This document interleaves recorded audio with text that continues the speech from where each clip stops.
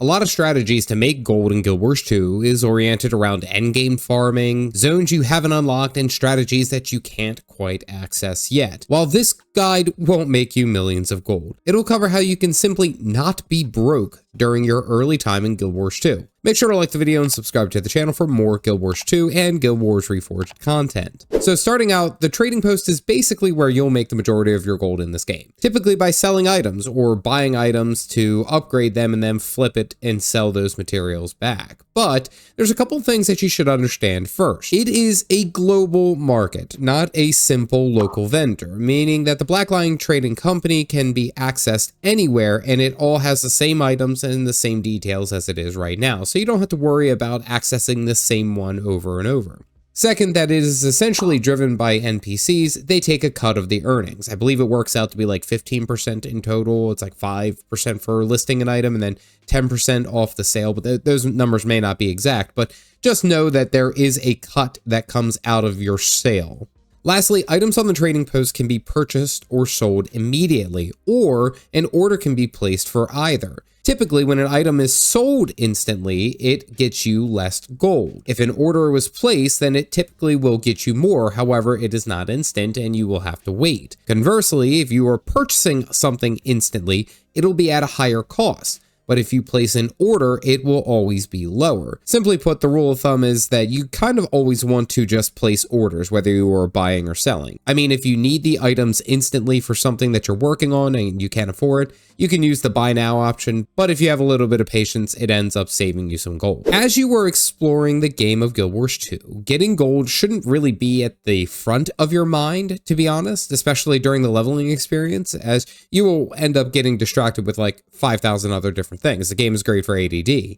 While you are leveling, however, you're going to want to be setting up your character and your account for things down the line. The major items that I like to focus on whenever I'm starting out a new character and I'm playing through is trying to grab waypoints wherever I can find them. While mount travel is very quick, nothing beats being able to teleport directly to a specific place or zone at the click of a button. Specifically when we're looking at like world boss farming or map meta events. Next, you are going to want to look to get larger bags, and this is almost non-negotiable. Guild Wars 2 is notorious for the amount of item drops that they give you, and it makes sense that you're going to want to have larger bags to carry more items. While you're out venturing, you'll find like some minor bags, like 6 to 8 slots, but eventually you're going to want to replace them once we have the actual finances to do so. 10 slot, 12 slot, all the way up until like 18, 20 slots. I mean, I used a 15 slot bag for like the longest time. I think I still have it on most of my characters. Lastly, you are basically never going to need to buy gear before level 80. Most of the main quests and the Renowned Hearts offer some type of gearing leading up into this point. And regardless of your build, it does a great job of covering what you may need. And most of the Corteria bosses and fights are very simple and you won't ever really have to deal with it. So what about salvaging? All the items that you get, especially green and blue gear, while you are leveling can be used for something. The rule of thumb is to first always identify the gear by double-clicking on it to make sure it is what it is. I say this because sometimes they random roll into higher tiers of gear. For example, a green unidentified piece of gear sometimes can upgrade into a yellow, which is a rare piece of gear. Open these items, salvage them, and see what you can have. Typically, blue and greens can always be salvaged without a second thought. Typically, the fine or the journeyman salvage kits typically work well for this.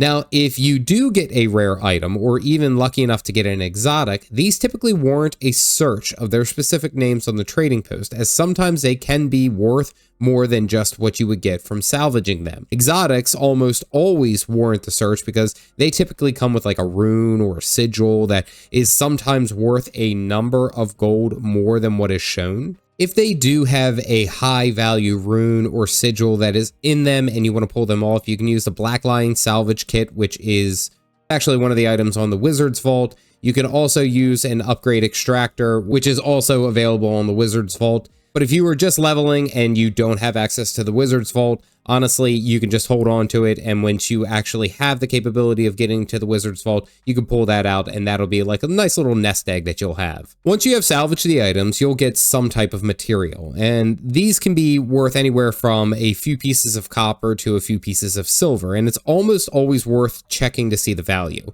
It may only be like 1 or 2 silver, and at that case, it may not be worth to sell right at that moment until you get a large stack, but if you have something that's like greater than that, so like 5 silver per, it's probably worth selling in order to make that item's money. Once you have those items sorted out and decided what crafting items you are keeping, you can simply press this button here in the top right to deposit all of your materials instantly without you having to go back to the bank or go back to a town. Okay, now let's talk about what can cost you quite a bit of gold while you're going through your first playthrough of Guild Wars 2.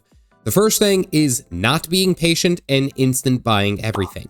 Most of the time, these turn around within a day, and it'll end up saving you a significant amount of gold in the long term if you just place the buy order and just wait. Next thing that will cost you is buying any level 80 exotics before you're level 80. This comes with the idea of patience again, and let's be honest, there are a lot of easier ways to get exotic gear when you hit max level. Yes, the trading post is one, and it's typically not the most quick or the cheapest way, though. Going into World v World, for example, to one of their vendors and getting some badges of honor by participating is a great way to get some gear quickly without it being really too costly, and it's exotic gear that you get to choose the stats on, so it's really a win-win. Next is selling every material you get instantly instead of letting them stack. Usually when someone is buying these items off the trading post, they are looking to buy large quantities, 250 ore, 250 dust, etc. If you're selling these stacks individually, it trickles the money in, where you could simply just be patient and sell a large stack all at once and get the decent gold turnaround. Lastly is buying cosmetics too early. Guild Wars 2 has a lot of really good looking gear, and Fashion Wars is a huge factor of endgame, absolutely. However, spending gold on items to change your gear and the way that you look early on, it ends up being wasteful, as typically if you play the game long enough, you'll unlock quite a few of those skins anyway. So again, this whole section really could be just summed up into just be patient. Don't rush it. Be patient. So what is a simple gold routine that you can do with limited time? So honestly, if you're just logging in for a little bit of time, 30 minutes a day, just to putsy around and do what you need to, I would say log in, explore for a little bit, maybe do a couple of the events, do a mission, you know, a few renowned hearts, take all the gear and the items that you get, sort it out and salvage it, list the materials and items onto the trading post for selling, and then log out. Now, it will definitely not be 1,000 gold instantly, but it will build your account wealth over time without it being really the only thing you have to do is grind in this game. This, of course, changes when you hit level 80, as your focus should almost always shift to getting the valuable items that are on the Wizard's Vault and understanding other daily routines. I actually lay it all out on how you can do this simply, and you can check that out by clicking this video here. As always, stay caffeinated, folks.